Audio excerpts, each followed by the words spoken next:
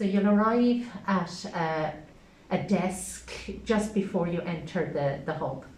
And there the security man does a soft check, is what we call it. So you can show him your appointment on your phone, and that's it, just to make sure you have an appointment and it is today. So then when you enter the vaccination hub, you go to what's called a registration booth.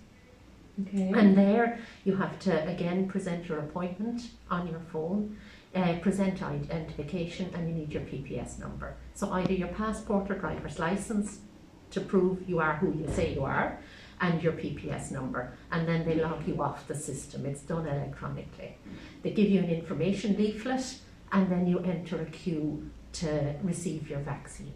And while you're queuing to receive your vaccine, we have a person floating there who's a clinical person, and they're called a wellness checker. Okay. So if you have any queries regarding your vaccine, maybe you don't know whether or not you might be eligible, you're concerned, you're on maybe certain medication and you don't know, that person can take your queries.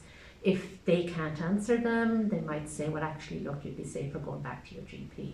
Or if it might be something like, I'm on blood pressure tablets, am I safe to receive the vaccine? They might just run it by the pharmacist, because we have a pharmacist on site as well. Fantastic. How many's in the team here? Well, with 10 booths, we have 10 vaccinators on the go at any one time. We would have probably 5 people at the registration desks. We'd have at least one person floating the wellness checker. We'll have 2 in pharmacy. And then we would have 1 or 2 in post-vaccination observation as well. So then the vaccinator will call you to his or her booth when they're free, and when you get to the top of the queue. And that happens pretty quickly. They'll go through again the consent issues with you, they'll go through the eligibility criteria with you, and they'll explain a little bit about the vaccine, and kind of what to expect, like maybe take paracetamol for the next day or 2, and if you're terribly unwell, of course, go to your GP, don't take any chances or that. But you can expect to maybe have a headache, or they'll tell you what you can expect, what's normal, and then what's abnormal. Okay.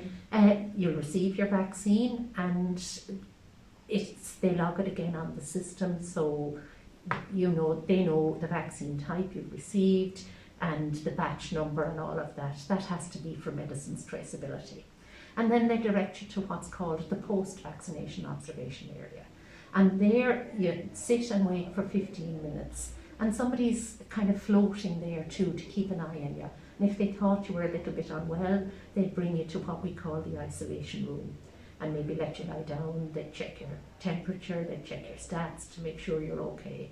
If you were unwell and they were worried about you, they'd call an ambulance. Okay. Or they might just ask you to maybe stay for 30 minutes as opposed to 15 minutes. But that's all checked out by somebody who is clinically able to make that assessment.